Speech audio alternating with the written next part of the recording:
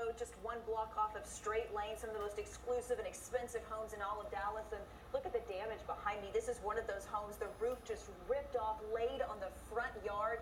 Neighbors tell me the woman who lives here is okay. She came out her back door when they all went to the front door to go check on her in the middle of the night when all of this happened. One other thing I want to show you, this is a piece of slate from somebody's roof.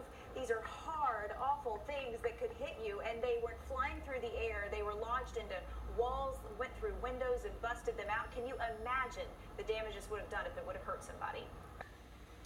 Well, Robin, good morning. It was a rough one here. You can see what this powerful storm did to this van. Several thousand pounds left tossed around. There are trees that have been snapped here, and the roof of that home just behind us, the roof torn away. And this morning, more than 160,000 customers are without power. Tornado flattening this Home Depot. Residents forced into the streets, checking on their neighbors and calling loved ones. We've had tornado warnings all around us. This is the first one that I've ever seen hit in Dallas.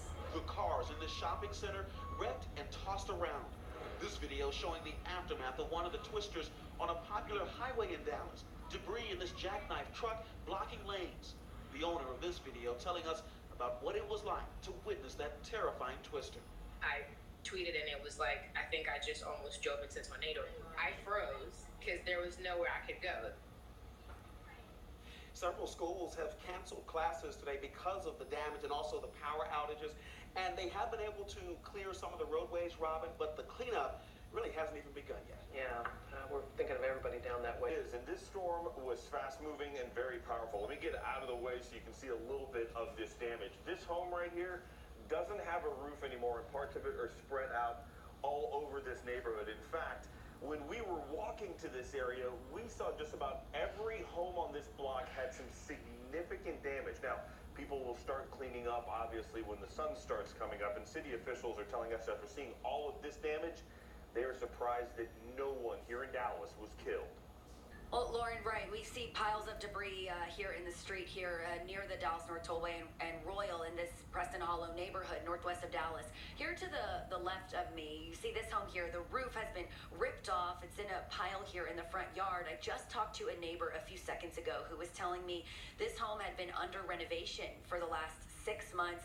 They just completed all of the landscaping here over the weekend, and now this happened. So he said, I assume that people were about to move into this home, and now it's destroyed. The home here to my right also damaged by the tornado last night.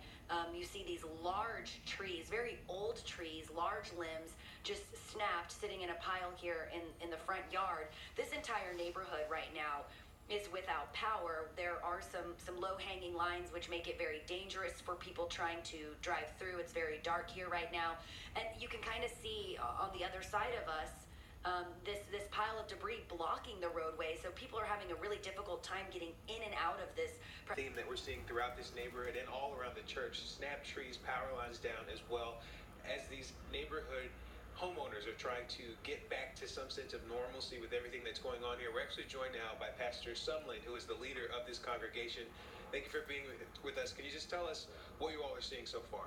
Yeah, just extensive damage all throughout this facility. The tornado came in last night and ripped off the front half of the roof of our worship center and knocked off air conditioning units from the roof, and a lot of flood damage inside as well.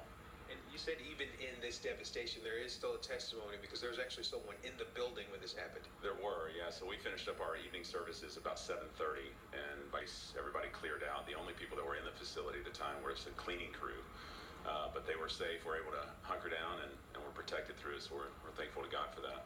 And we were just talking earlier, you were telling me one of the things that you are wanting to get across to your members is to not look at this so much and think more about the community and how we can help others. That's right. Our facility's going to be fine. Our insurance, Lord willing, is going to take care of that.